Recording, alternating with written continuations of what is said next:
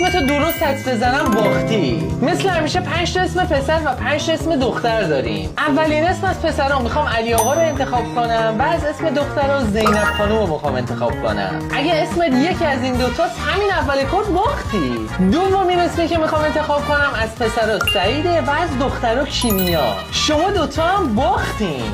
بریم سراغ سومی. رضا جان شما هم حذف شدی، این ویدیو رو بزن بعدی. از دخترها مبینا خانم بای بای. بریم سراغ چهارمی. امیر جان خدافظ.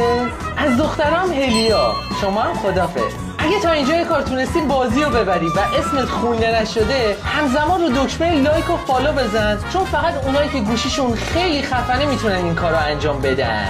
و میرسیم به آخرین اسم. از پسرها اونایی که اسمشون حسینه کاملا باختن و از دخترها هم اونایی که اسمشون نسترنه. بردی یا باختی؟ داخل کامنت ها حتما بهم بگو.